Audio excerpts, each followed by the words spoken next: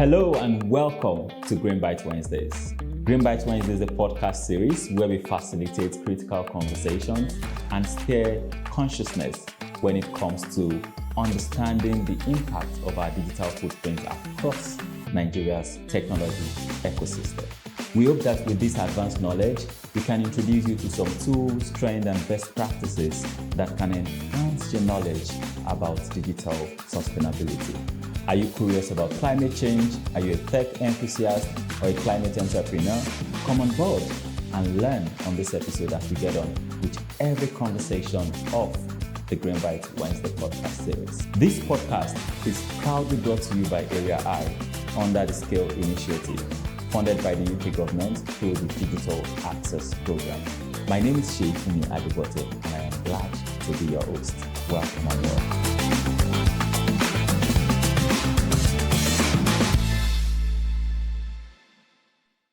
Hello, glad that you find this conversation or that we find you or you find us. But either ways, we're very excited that you take out the time to listen to this episode of Greenbytes Wednesday. Welcome. On Greenbytes Wednesday, we have critical conversations and we try to stir up some consciousness within you, the listener, or you who is watching when it comes to the digital landscape. What exactly are the things you need to know? What are the tools or trends that you need to be aware of? What exactly is Nigeria's technology ecosystem and how does this intersect with the environment? Think of it as digital sustainability. That's the focus of the conversations that we have on Greenbytes Wednesday. My name is Seyifunmi Adebote and it's a pleasure to be your host on this episode. Feel free to check out other episodes that we have. You can find them on YouTube, Spotify, Apple Podcasts, SoundCloud, wherever it is you find podcasts, you definitely will find Greenbytes Wednesday. And be kind to share with someone in your network. Inspire them also to become more conscious about the environment.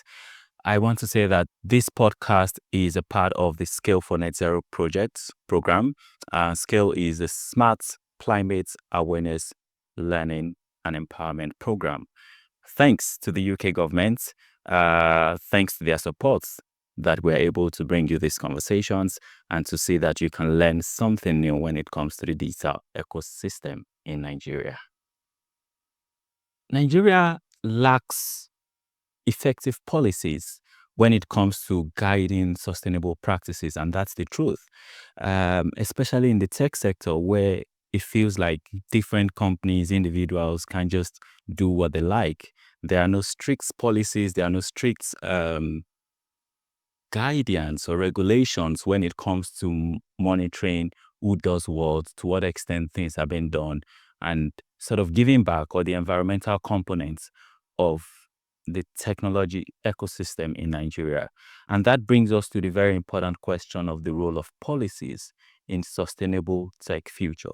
Each time I think about the technology space, with the amazing things technology is doing these days, I just imagine what will the future of technology be like in years to come and what demands will this have on our environments. These and many more will be will shape most part of the conversation on this episode of Greenbytes Wednesday. My guest today is Ifeoma Malo. I hope I pronounced that right. Tried. Ifeoma Malo works across various range, from clean energy technology to energy access to climate change mitigation and adaptation across Africa. She is the co-founder and CEO of Clean Technology Hub Nigeria. And Clean Tech Hub, for short, as it's called, is a pioneering hybrid hub for research, development, demonstration, and incubation of clean energy ideas, technology, and resources across Africa. She wears many hats. She's also the former director of Power for All, where she drove market access and community development campaign. She's also served as the senior technical advisor to the Honorable Minister of Power, among many other things. But we'll keep it at that. Ifeoma, is such a privilege. I'm truly honored to have you on Greenbytes Wednesday. Welcome. I'm very glad to be here. Thank you for having me. My pleasure. Perhaps I missed something. Maybe there is a new profile or something new. But I think this is more than enough. So Yeah, no, it's a bit embarrassing when people have to read people's profile, but this is more than enough. I'm happy to be here, and yeah. Great. We're very excited to have you and looking forward to learning from you today on this episode. So the topic is policy for a sustainable tech future. And I know that you have a background in law and you've worked across international developments. And like I said when I introduced the episode, with the amazing technology we're seeing these days, what do you think about when you think about, say, 5-10 years to come? And what will technology enable us to do? What will be the place of technology a few years from now? Wow, that's an interesting question, especially because it's something that we've been grappling with in our organization and also within the climate and environment ecosystem as well. And I think with the advent of AI, artificial intelligence, I think there's been a lot of trying to figure out the nexus between that and climate issues, and what that would do, or how that would affect a lot of the environmental work that is done in the field by people who do work in the field, and in terms of the data that comes out and how accurate and authentic that data is. And whether it will create more divisions or delineations around understanding climate data and climate facts, the whole notion of alternative facts, and AI being what you can feed is what you feed in, and the kind of data sets you feed in that you get results. And so there's a school of thought that, the advancement of technology more generally is going to muddy the waters for those of us who are doing work around climate and environment. Also, how do you mean? Well, I think it's about the information authenticity. You see, look at me having a tongue twister. So how authentic is the information, right? It is very possible to use AI to manipulate facts. It's very easy to use AI to distort facts. And we've seen it happen where you see all this deep fake and fake videos, and so those things, you can imagine somebody doing an explainer with a deep fake video using maybe the personality of a huge climate personality. Let's even use Al Gore. Okay. And if that goes viral, even if Al Gore comes out to deny that he's the one, it's gone viral. It's reached places where maybe his denial would not get to. So there's that concern. But on the other hand, I think there's also huge potential. Despite that challenge, there's huge potential for how we use a lot of the artificial intelligence models to build out or map out what a climate future can look like, and what kind of information we can actually advance using artificial intelligence. So that's on one hand. Okay. Yeah. All right. So taking it up from there, that there will still be quite a lot more to see. We cannot predict what the future will hold, but we know that we still have mileage to cover when it comes to how we develop technologically speaking. How will this impact on the environment? So I think it's exactly what I said before. I don't want to frame advancement in technology as being a bad thing. I think there's so much good that can come out from the advancement of technology.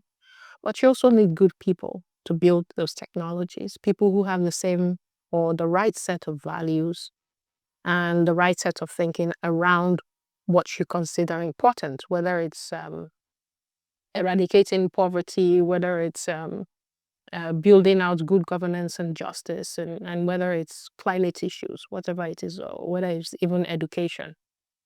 But in terms of the environmental question, the good thing about using artificial intelligence is that you can use it to get data very quickly and comparative data. And I'll give you an example.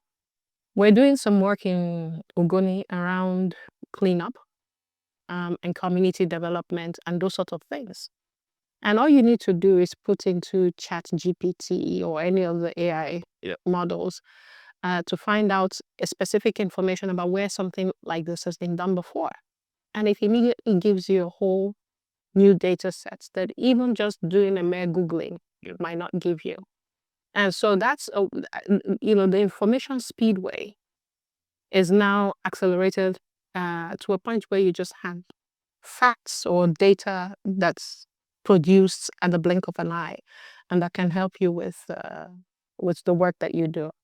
On the other hand, like I said, you always have to worry about whether those facts are really genuine or whether, so those are some of the...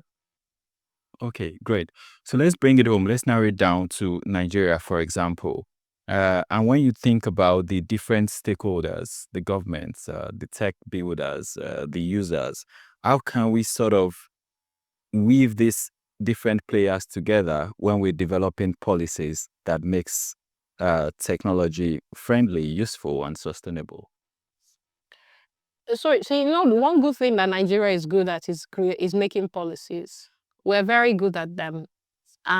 Implementing them, however, is a problem. And, when it comes to tech policy we have quite a few. And I think that the Nigerian government has done a bit, and not just them, along with the ecosystem to build out those policies. But then actually implementing those policies so that they can get to the granular aspect of what they are supposed to achieve. Take up the Startup Act. It's trying to build up startup ecosystem, more startups. Having the Nigerian version of Silicon Valley. That hasn't happened. And it's not because, well, let me take that back. These things don't happen organically. Somebody has to be very deliberate pushing. And that person is government. So one of the things governments need to do is to make those policies and expect other people to go and push it. If you're not deliberate about bringing up the startup ecosystem to say, here are the incentives we have for you, here are the things that are on the table for you, take it, go and build out our own models of technology that will serve Nigerian interests and Nigerian needs, then it's just another policy. So I think one of the things that we have to ask ourselves, I don't even know if Nigeria has an artificial intelligence policy yet. I know that there were talks about building one, but we need one, because whether we like it or not, AI is here to stay. We still have a government that is still fighting Bitcoin. But Bitcoin is here to stay. So sometimes you also see that government is not so much the enabler that you expect them to be, and they seem to be the bottleneck, or that they seem to be trying to catch up with things that are already far advanced in other countries. And that's the challenge in Nigeria. I see. I get it. Ifeoma, you talk about how Nigeria is very good at, developing policies or having policy framework and just expecting other people to jump on it or to run with it. But some people argue that it is not an inclusive process in designing these policies. That, for example, you leave out some important stakeholders. Imagine you're developing an AI policy notes, and you are not speaking with the people that are developing the AI here. You just probably hand it over to some international expert or consultant to develop an AI policies. How do you respond to this school of thoughts? I completely endorse that school of thought. You see, that's something that really gets me mad. And I'll give you an analogy. There was an estate that my husband and I were looking to purchase property at some point. Okay. Very beautiful, very well laid out. But when you come into the estate, you look at the living room. They had, this mid-sized living room, but the kitchen was like a matchbox. And that will run you crazy as they will. Well, that's the thing. The estate, as beautiful as it was, could not sell off its all of the properties, there for almost 10 years. And what happened? Couples were coming, look at it, they want to buy, and then the wife goes into the kitchen and says, oh no, we're not buying. Right? So whoever designed that did not, but you will see the living room so big, and then you can have this big screen, the one that men used to watch this, is it football? I get the J. But, there is nobody thought about who the end users were. And whether, because if you were the architect or the designer, you should be thinking about the family. Where are they going to spend the most time? It's in the kitchen and the dining table. Yeah. It's rarely in front of a TV, right? So, and you can use that analogy when it comes to policy making. Who is at the end, receiving end of the policy, and why are they not at the table when it's being designed? If you're going to build a tech policy, you have to think about, at the end of the day, who's going to be using whatever this is, and how do we get their voices heard? So I completely agree with you, and that's why sometimes there's a mismatch between policy and reality, especially in Nigeria. So, building up on these, are there other challenges that you think policymakers face when they try to first design but also implement some of these regulations in Nigeria? I think the implementation part, is where we have the biggest challenges. The design, it's good if they include the end users or people who are going to be impacted. It's good that they do. But when it comes to the implementation, there's a lot of stakeholder management that needs to be done. And what do you mean by stakeholder management? Stakeholder management means getting all of the people who are involved end to end. So government, CSO, private sector, community leaders, Religious leaders, getting them on the table and helping to build trust and helping to build understanding, and then giving them the tools to then take it down to their constituencies and continuing to do that outreach for at least a year before you know that you have gotten the sort of buy-in that you have. What we have is people go and do one stakeholders meeting in some hotel, check the box, and then that's it. And then when the implementation fails, it's like, who done it? Who's to blame, right? Great. Thank you so much, Ifeoma. And for you who is joining, listening, watching, we've been speaking about the role of policy when it comes to sustainable tech future. We've sort of agreed on the fact that where we are right now is still a far cry to where we'll be a few years down the line. And how do we see that we remain sustainable even in designing tech solutions and tech policies that the future holds? We've also sort of touched about the role of different stakeholders, who is responsible for what, the place of inclusion, how included should different parties be when it comes to issues of building tech or sort of channeling or designing the future of our technology space, particularly here in Nigeria. As we go on with the conversation, we'll talk a little bit about some best practices, perhaps some of the things you're doing at Clean Tech Hub, and maybe other green technology solutions that you see across the place, and how can we develop them further? How can we scale them further? Is there a role for policy to play in doing this? It's Greenbytes Wednesday. Thanks for sticking with us. And we're having conversations around policy for sustainable tech future. But beyond that, feel free to check out other episodes where we have critical conversations and stir up the consciousness within you, sharing with you tools, trends when it comes to the digital landscape in Nigeria, and also some best practices across the world. My guest has been Ifeoma Malo, the CEO and co-founder of Clean Tech Hub. Talking about best practices, if I could turn to you, Ifeoma, what are some innovations, some tech innovations that are out there that excites you right now? Oh, wow. I can think of a couple of the hard tech in the sector that I work in.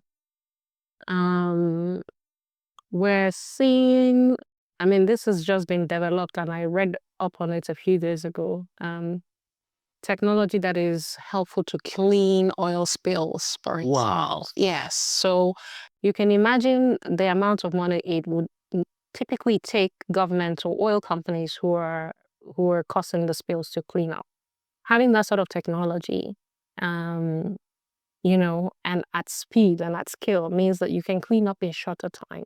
Sure. So something that would take 3 years, you're looking at 2 months max. And, just the effect even on the communities that are impacted, that the fact that they can get back into their life in some way in 2 months rather than 10, 15 years. Yes. Let me interrupt there to also stress and say that I find this very exciting. If you think of iPrep and the work they've been trying to do with the organic cleaner, for over a decade, and that we are not getting where we should. It's particularly hyper that comes to mind when you think about this technology and how it can be such a game changer. And I mean, just to dwell on this a little bit, are they involved in this, developing this? Are they? So this technology is international. It's actually a Chinese technology that is coming out, and it's with robots, you know.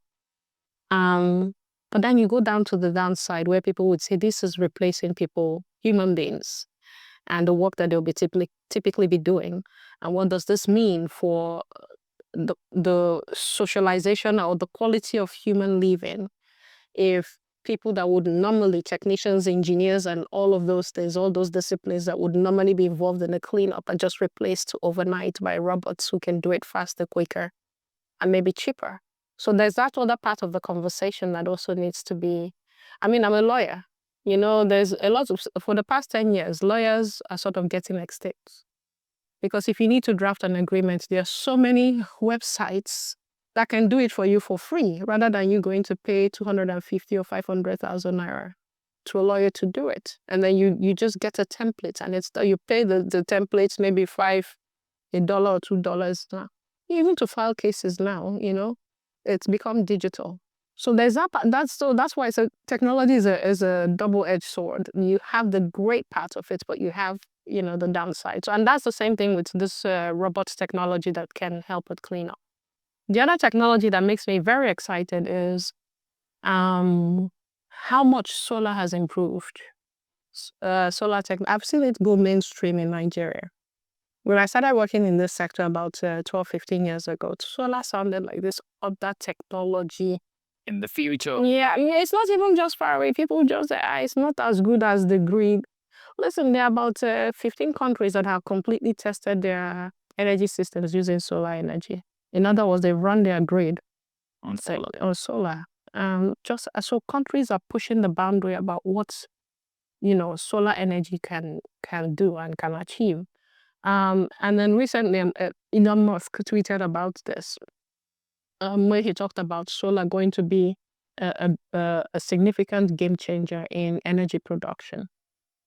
So just to see how solar batteries and all of these things, the technologies that we now have, batteries that have longer lifespans and that can hold enough energy, you know, for longer than we had even 2 years ago. So every time this technology is improving, and that makes me excited because we can electrify more villages and communities faster.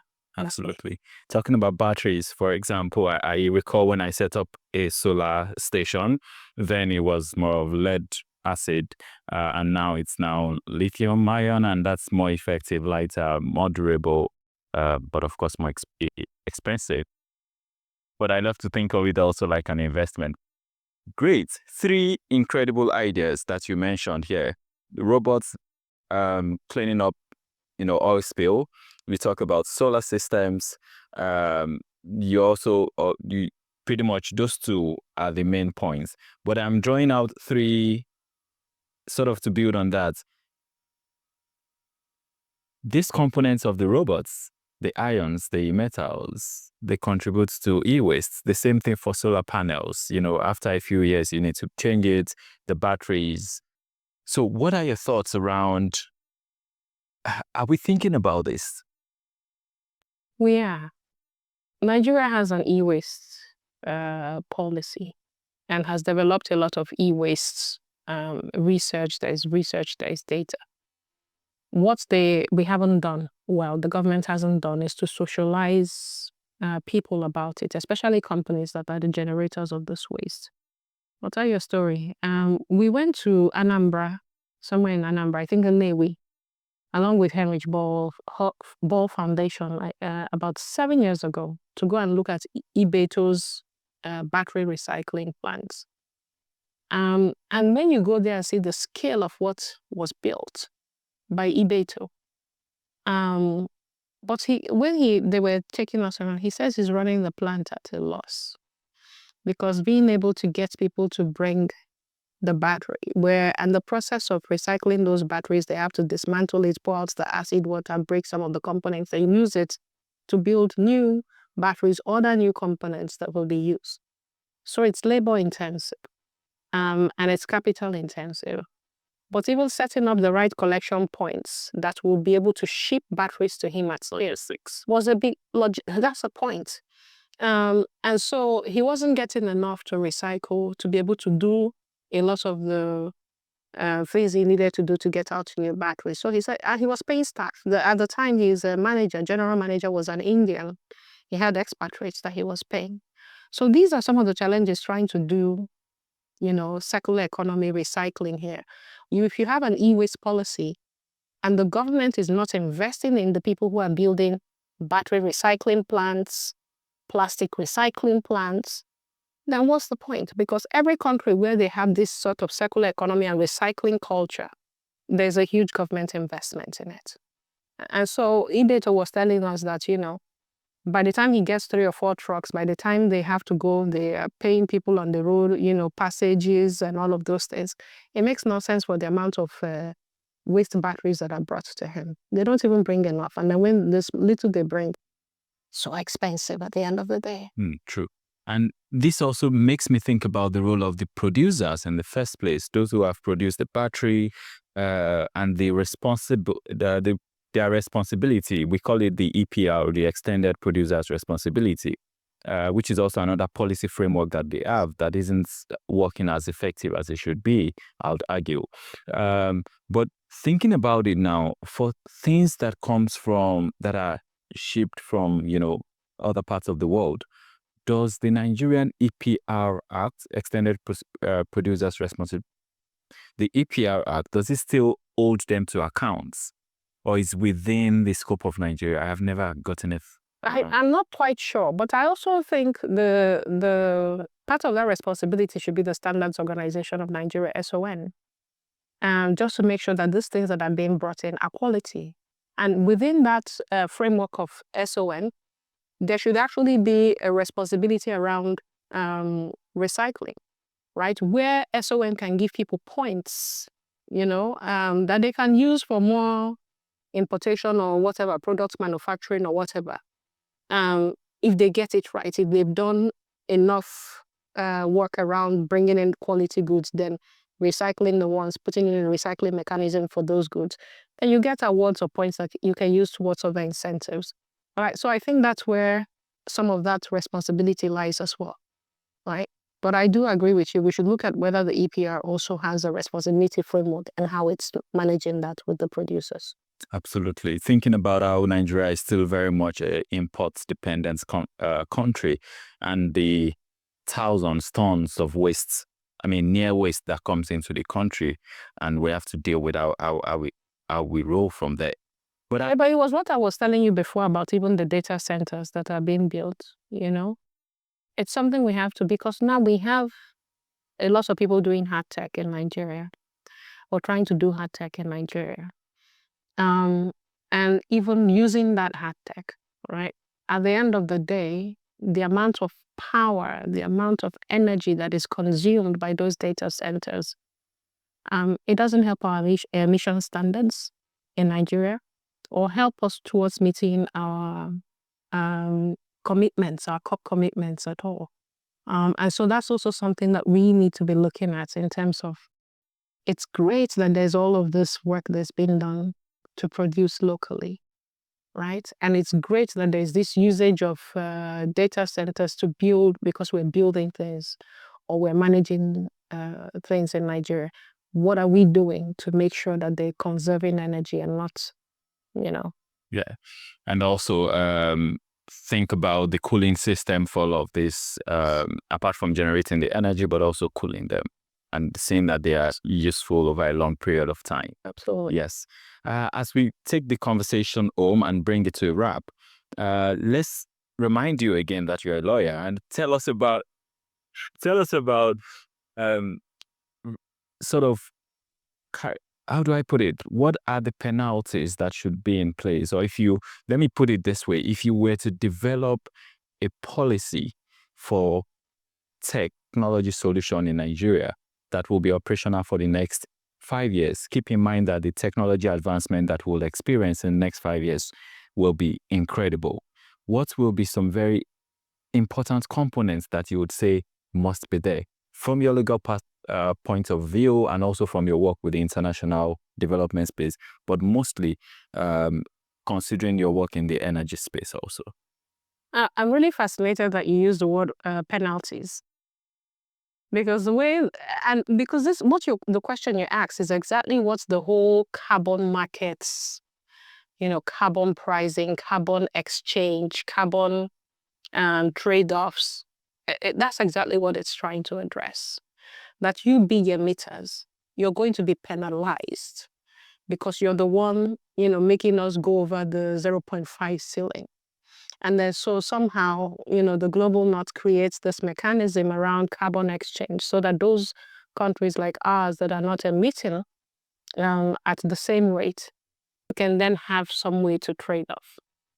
And so when you're asking what the penalties are, there are no penalties right now for low emitting countries in this context because we're not really emitting, right?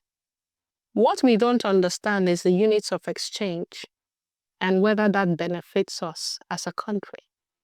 So what is the unit of exchange for, an emitted, ton or whatever? And how do you make Nigerian entities who want to do that carbon exchange understand it in a way that they are not underpriced, shortchanged, taken advantage of, right? And also making it that we're now also becoming bigger, because there's a way you will exchange so much, then you also become a big emitter, right? Based on your footprints and on the calculation of your footprints. So I think generally what Nigerian governments and a lot of the critical stakeholders have to do is to have a meeting first. I know that there's a lot of work that has gone on to carbon, and they've come up with the CAMI. But there has to be a lot of education around this. And there has to be also a local component where people who are emitting the big, massive, plants that are being built, whether it's gas plants or oil plants, what are the frameworks locally that we're using to make sure that they're using best practices and that they're not causing more problems down the line. And that's where the huge penalties have to come in. We shouldn't have a Niger Delta oil spillage problem if we had that in place and we're holding people accountable. Ifeoma, thank you very much. I'll ask you this one more question that I've been thinking about lately, and it's in connection with this carbon trading, carbon market, Article 6, as it's called in the policy notes. If I, as an emitter, have this framework that says emit as much as you want, when you can pay for it, you can trade it with some other countries, as long as you can do that, then just keep emitting, keep developing your own country and sort of pay for it in other parts. Does this not take away the part of just transition? Does this not give dates then? That is why there is no just transition. You see, I can talk for 1 hour about this just transition issue because it's something that sort of sometimes peppers my body. You cannot ask Nigeria that is still struggling with the most basic of things, and endemic poverty. If you leave a lot of the big towns, Abuja, just drive like 1 hour into Kuchiko or some of these other outskirts and see the level of poverty. And we have nothing in those communities. No roads, no hospitals, barely any schools, barely any development. And it's water. And we are the ones being forced to keep to these commitments. There's, like when you're even applying for these grants or international things, they are asking you questions like you're the one responsible for stopping global emissions and not the people who are the big polluters, right? So how can there be just transition when we're underdeveloped and you're asking people not to use natural resources? And at the same time, you're creating this carbon markets that makes us the recipient of polluted, atmosphere, increasing our carbon footprints. Yet we have nothing that we're producing to show that this is why we're getting to this ceiling. Do you get my point? I do. There is nothing we're producing that is making us bigger emitters, except the fact that we have bigger countries that can come and say, okay, we will do anything we like as long as we exchange with you. And we have zero to show for it in terms of developmental indices. Something is very unjust about that. I know you said you can speak for an hour on that, but I also don't want us to go out of the scope of this conversation. We've been speaking about the role of policy in shaping a sustainable tech future, and Ifeoma Malo has sort of opened up a lot of conversation, shared a lot of insights. But as we call it a wrap, Ifeoma, imagine that right there is someone who has been inspired by the conversation we've had so far. What would you say should be the take home for that person as he or she goes to bed tonight? A good friend of mine has always told me when I was very confused and frustrated about everything in Nigeria, not knowing what to do.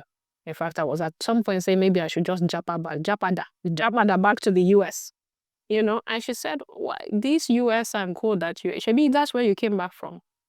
All of the problems that need to be solved are here in Nigeria, in Africa. This is where development needs to take place. Find your space. Find what makes you angry and then do something about it.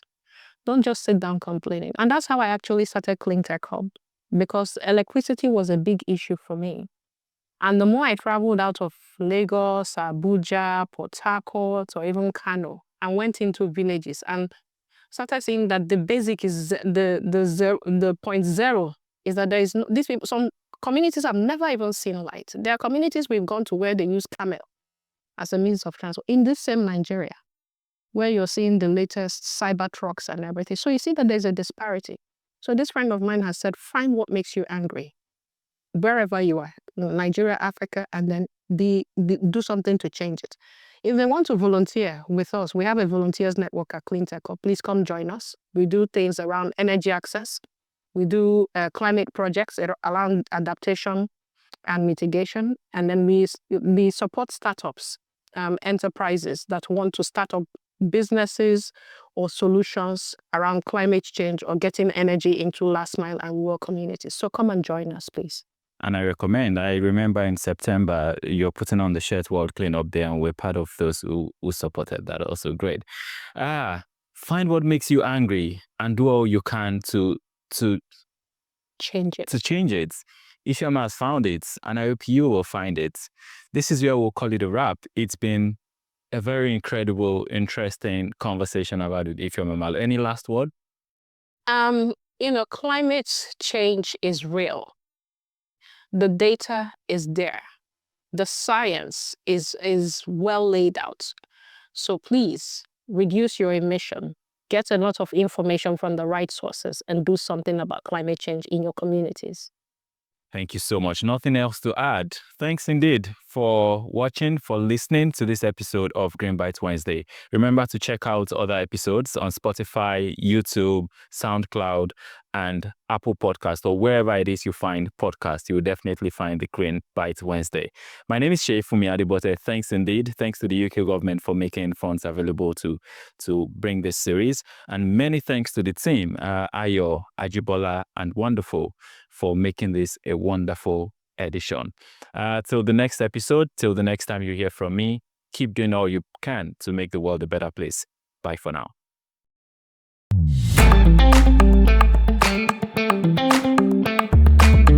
Thank you very much for joining us on this episode of Greenbytes Wednesday.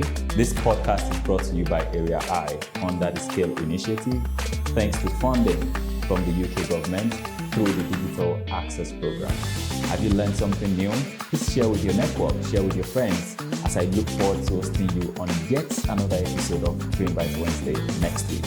Follow us on our social media platforms, check out our courses, test yourself, see how much you know, how much you're learning when it comes to digital and sustainability ecosystem in Nigeria.